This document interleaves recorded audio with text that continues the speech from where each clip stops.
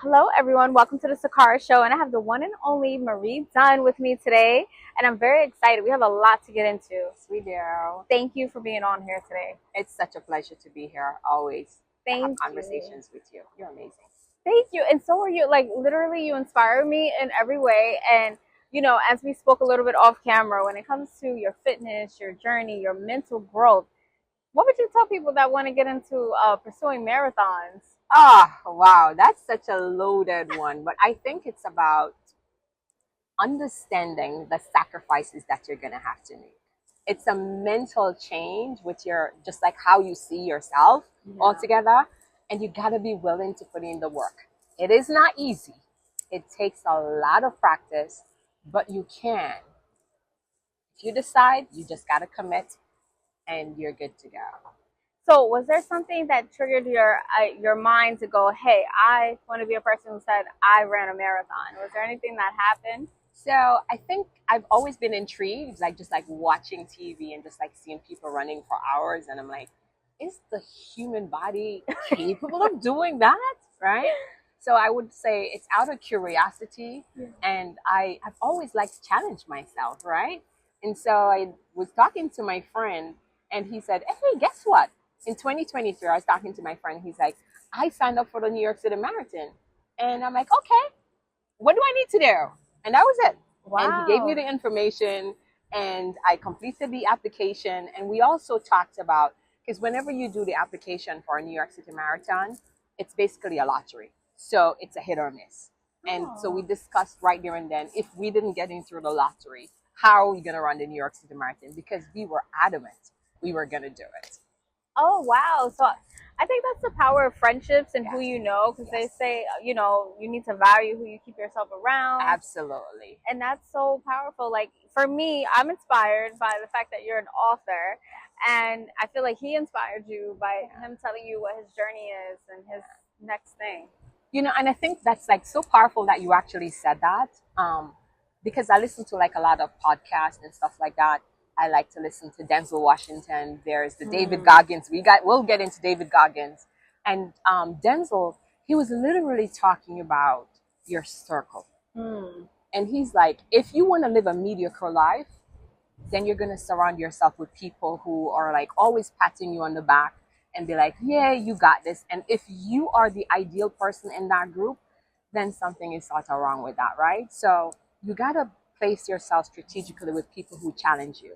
So say, for example, if I am consistently around people, like training for a marathon is not easy. As I mentioned to you off camera earlier, that I did an 18-miler this morning before I started my day. And I was up by 4:30 in the morning. So that's a part of the sacrifice that you have to make. And when I got up, I was having some digestive issues because I have like training, you got to be mindful. And I ate late last night. I'm not supposed to be doing that. I know better, but things happen, right? Yeah. And so when I woke up this morning, my goal was to leave the house by 5:30. That didn't happen. I had to settle my stomach and go through that whole process. But the point I'm trying to say, I could have said to myself, I'm not going to do this run. I could make that excuse. But the way my mind is at this point, I was going to do whatever it needed to be done. And I knew I was going to get out that door because I had to get my run in. So that is so important. And for those of you who don't know, it's a Saturday. So she's not talking about getting up at 4:30 a.m. during the week. She's talking about a Saturday, 4:30 a.m. So let's start there. Because they actually say millionaires, the mindset, they all wake up really early in the morning. And that's like, so 4:30, it's a Saturday, right? Typically when I get into my grind mode, I am up at 3:30 in the morning. What? It's essential for me to do that because life is lifing, right? Life is not going to wait because all of a sudden I decide I want to do a marathon. And especially when it's summertime, I can't run in the heat. As much as I love the heat, it is a challenge. So I need to get out the door by at least 5:30. Because if you don't do that, then you're going to be struggling with your run. And I think for me, it's like creating a routine. I don't even have an alarm clock. My passion wakes me up. That's because beautiful. I'm so excited. I know like every night before I go to bed, my clothes is laid out. So when I wake up, I don't have to worry about, oh, what am I going to put on? The only thing that may change, because like I go off of color, it gives me energy. So I may decide, oh, I may need a different color today. But for the most part, I have a routine that I fall into every morning. Wow. And so I don't know if you can feel her presence, but her presence is so calming and reassuring that it actually, you have this energy where you feel like everything's going to be okay. Yeah. Like, honestly, if you don't have a podcast, I think you should start a podcast, and it should be an AM one. You know how we listen to the Breakfast Club? We can have like Marie Dunn wake us up, you know, because I just feel like my day is going to be okay. Like, honestly, like, You know, and it took me time to get to this place. Yeah. Like, I can honestly say I am at peace and I don't worry about anything, right? And that's also a focal point on this journey that I've been on, because I have now connected with my spiritual maker. And I know I have no fear. Even my mom sometimes, shout out to mom, I love you so Aw. much. You mean so much to me. My mom would be like, baby girl, like, who you running by yourself? Like, you're all over. You're in Connecticut, you're in Harlem, you're all over. And I'm like, Ma, it's okay, because God is with me. Amen. I feel so safe. I fear not, because I know I'm protected. And I Right. just show up and do what I have to do, because I'm here to be of service. I love that. And so that actually segues into my next question, because I'm wondering, I'm not sure what you do during the day after your run. Like, if your job or your career is your passion, but if it's not somebody's passion, what would you say to them? Would you recommend that they try running, or they try something new? And do you think they would develop that peace, even though whatever they're about to do for the rest of the 8 hours of the day is not what they want to do? So that's a great question. And I think it for you to get to this space, it takes a lot of work. Mm-hmm. And you got to be honest with yourself, because I think for a very long time I was BSing myself, and I didn't take the time to like really unpack all those internal stuff that was actually getting in the way of me, right? Yeah. And so imposter syndrome, that's something I talk about in my book. Self-doubt, thinking you're not enough, thinking you don't have enough support. I had to recognize this is my journey. No one owes me anything. Oh, I have to show up for myself. So in order for me to start showing up for myself, I literally had to say, okay, what stuff do you need to work on, right? So let's talk about the self-doubt that's going on with you and feeling that you're not good enough. Where did that come from? right. So then when you go back to my childhood days, I realized this is how I was actually trained. Like, you know, a lot of people, like, even when I decided to run the marathon, I got heard like, oh, that's white people stuff. Wow. So now, why is that white people stuff Right. when we are all capable, right? Absolutely. But again, it's the mindset and how we were conditioned to believe. We are not exposed and we shouldn't do certain things because it's not up to us. But I also was engaged in therapy for a while. Mm-hmm.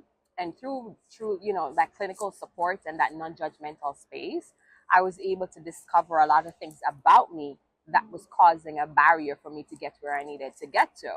And so journaling is something that I started to do as well. That's a coping mechanism that I use. Right. And I tend to write what it is that I'm feeling, whether the highs, the lows, the good, the bad, or whatnot. And I do reflection at the end of every day. I say to myself, okay, were you a good person? Did you cause harm? What could you have done differently? Did you really put in the time like you should? Or were you scrolling a little bit too much on social media? So when I hold myself accountable, that's where it really starts. I hold myself accountable. Yeah. I create a plan. Not only did I create a plan, I had to execute it in my actions. Wow. And you reflect to see how well you did. Yes, you have to. It's about going back, and it's like I call it the assessment, like checking to see, am I really being true to what I said I'm doing? Wow. Okay. So when you say like, don't wait, right? Yes. So Oh, yeah. This is incredible, right? You feel inspired just by looking at the cover before you even open it.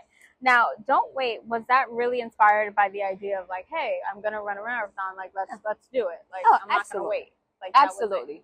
So, true story.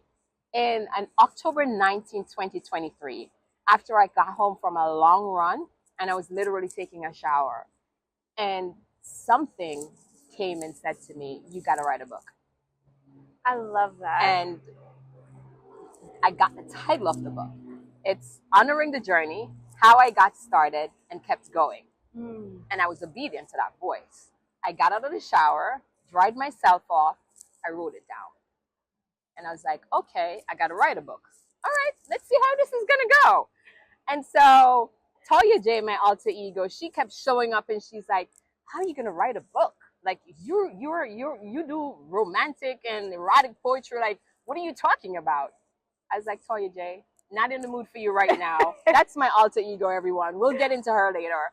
And I decided, because I think with me, I've also been on a spiritual path, like really figuring out what's my purpose. Right. Like, why am I here on earth, right?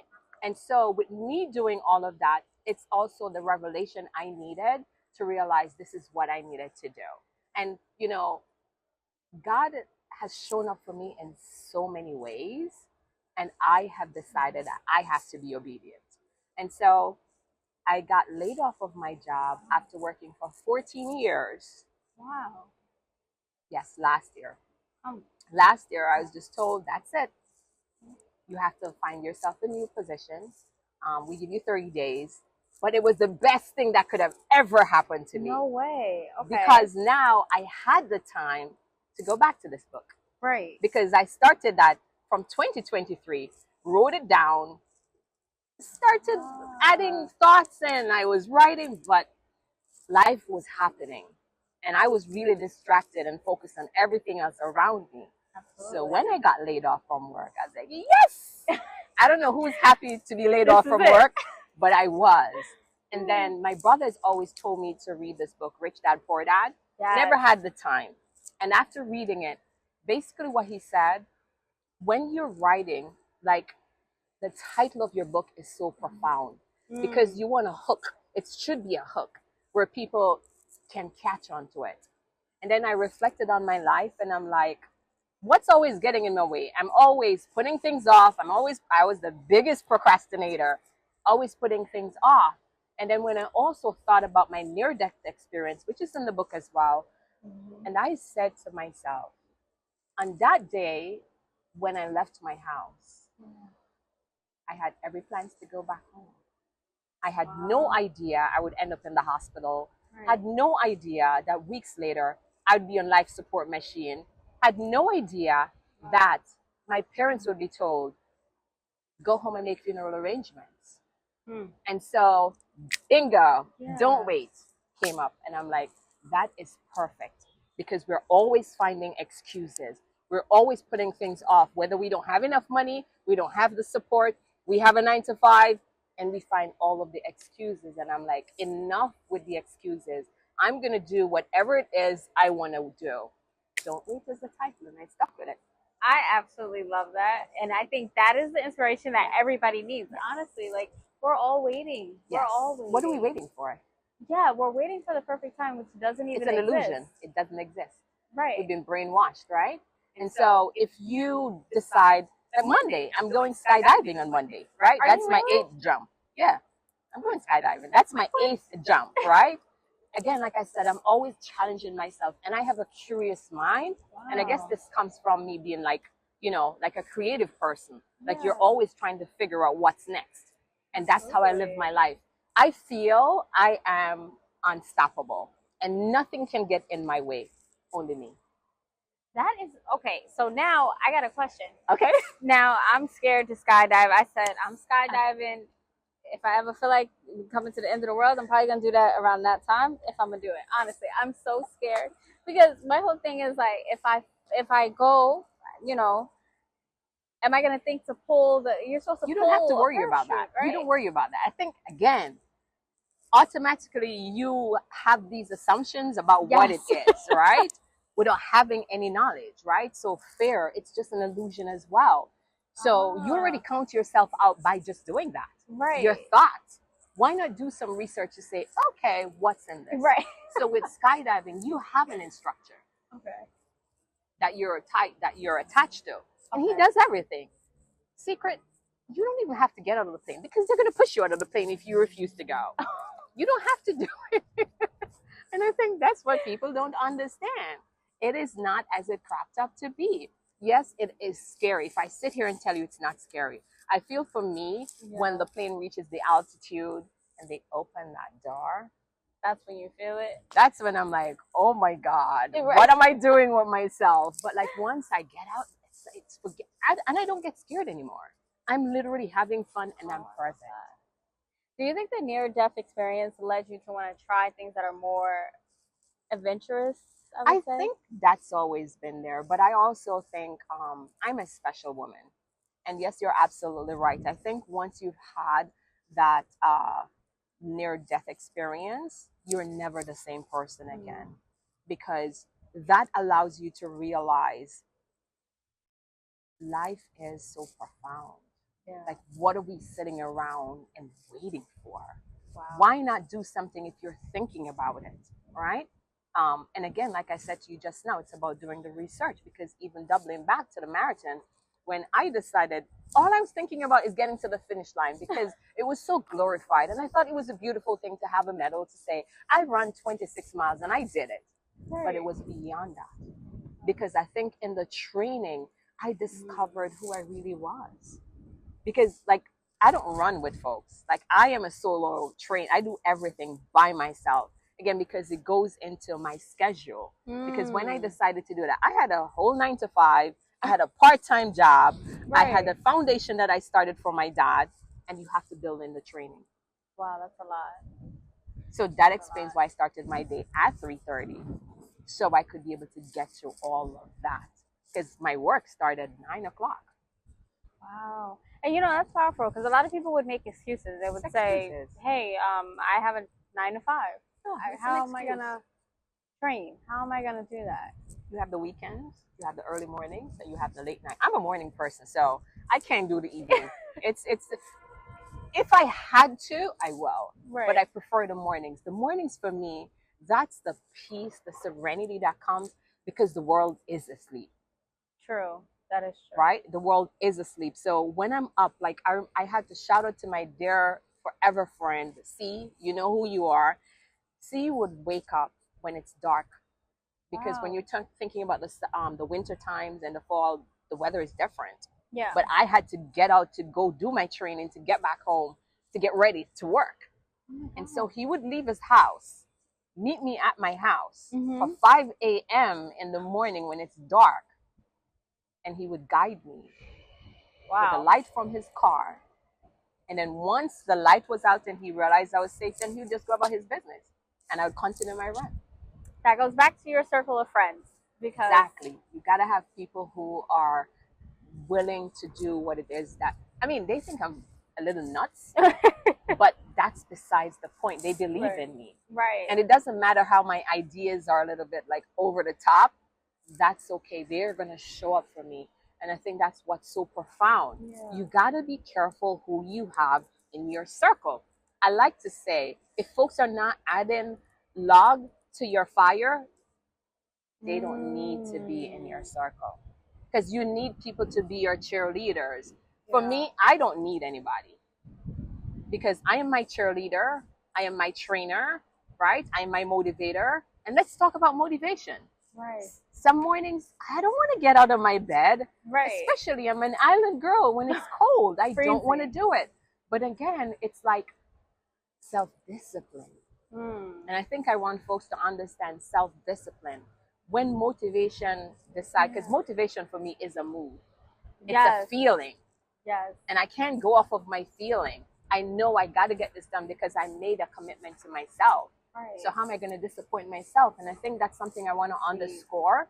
Like, I know I had to meet you today at 1:30, right? I got here on time. Yes.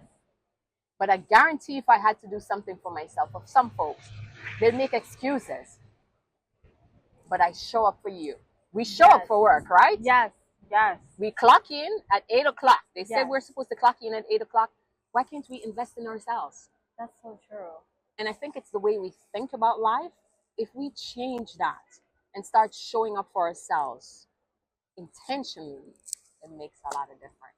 I love the fact that you were discussing how you have to be motivated, because I too, like, I have a hard time staying motivated, especially when I'm tired. I did a lot of things. But you know, people who work out, people who are athletic, people who have a dream and a vision, it doesn't matter how tired they are. In fact, I heard that you work out better. Some people work out better when they're tired. Yeah. So like, all right. So today was my first run since my ultra marathon on June 7th. Because after my ultra marathon, I like literally butchered my toes. They were so messed up. I literally had to go to the doctor and had my big toenail surgically removed. Oh my Yes, gosh. yes. And again, it's a sacrifice, right? Think about it. For the ultra marathon, I only lost 3 toenails, right? For New York City Marathon, I lost 8 toenails. Really? So, like, I'm super grateful. But the point I'm trying to make, it's like, I got up this morning and I'm like, you know what? I needed to get this training run in because I have a marathon that's coming up in October, and I'm doing this because of it's for a worthy cause. I'm running for a charity, and I believe that's so dear to me. And I'm like, when the doctor said to me, listen, you're gonna have to lay it off a bit. I'm like, okay, we'll lay it off for the summer. So I canceled my summer runs, but I'm like, I'm still gonna do that. So this morning, like last night, I looked at my toes. I'm like, the healing is coming along very, very nice because I've been running in sandals and socks. And I'm like, let's try to put on the sneakers. I did. Not yet. Not ready for sneakers yet. Okay. But you know what? I did my 18 miles. Wow. Because I got out there this morning and I said to myself, you got to put the run in. And stop with the excuses. It's toes. You'll be okay. You don't have a job. You can go relax. It's Saturday. What do you have to do? Stop making excuses. And I got my butt out of my bed, got dressed. I was out the door. Wow. And you know what's so crazy? So I know you said one run was 26 miles, and you said you lost your toenails. So how long were these runs? Like, were they both 26 miles? So the New York City Marathon, it's 26.2 miles. Wow. Right? And the ultra marathon, I was going for 50 miles. But I only got to 41.28. I have to put it out there because my toes were so blistered and hurting.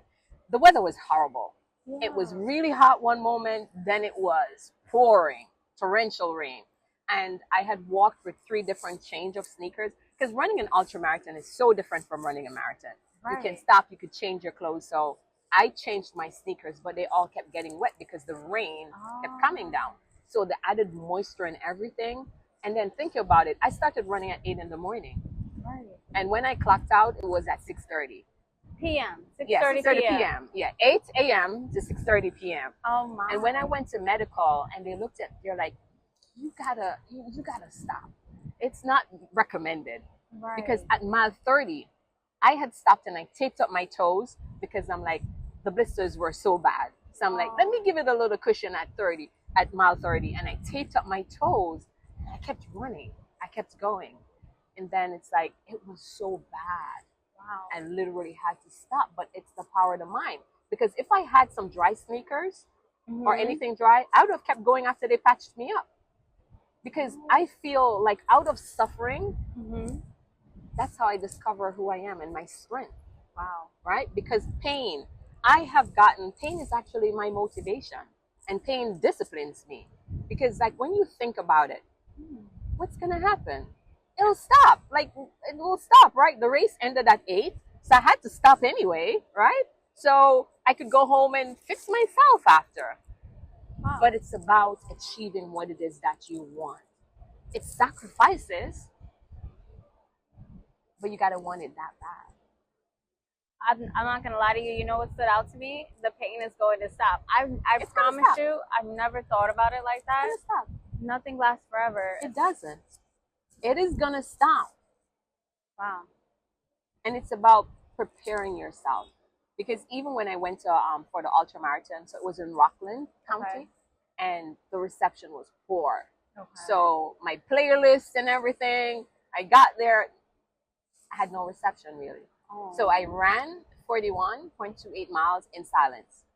But it was okay because I prepared myself to run in silence and to be in solitude. Because solitude is such a powerful thing that you find yourself. When you are in these spaces by yourself, you have no choice but you're going to be confronted with everything, the good, the bad, and the ugly. Mhm. But you're able to work through it and say, okay, fine. I may not like this about myself, but then ask yourself why. Because you could always fix it. You could change anything that you don't like. You can't change your past, but you have the power to do the now and prepare yourself for the future. And I think this is where people like fall into depression and they get saddened because they're consistently going back to their past. You got to let that go. You are not your past, but we can't like to hold on to it. Like, think about it. When we travel, right? Yeah. You talked about traveling before we got on camera, right? Yeah. TSA allows us 50 pounds. If we show up there with 75 pounds, what's going to happen? You gotta put They're your going to tell bag, you to yeah, take it check out. or yeah. They're going to tell you to take it out or you have to pay, Mhm. right? But for the most part, they're going to advise you, you got to take it out, right? And so when we walk around with excess baggage, right? The heartbreaks, the disappointments, you know, the hatred for a friend who like fucked you over, excuse my French, Mhm. and we get caught up with that. Right. That is actually a distraction. Now, how can I forgive, whether it's your mom, your friend, your uncle, whomever caused you pain? Yeah. When you forgive them, the power of forgiveness, it's not for the individual, it is for you. Because what you're doing, forgiveness, you're releasing and you're letting go. Doesn't mean that you're going to forget, but you're just letting go. And you're trying to figure out how are you going to set boundaries? Because now you don't want to repeat the behaviors that got you into that situation in the past, right?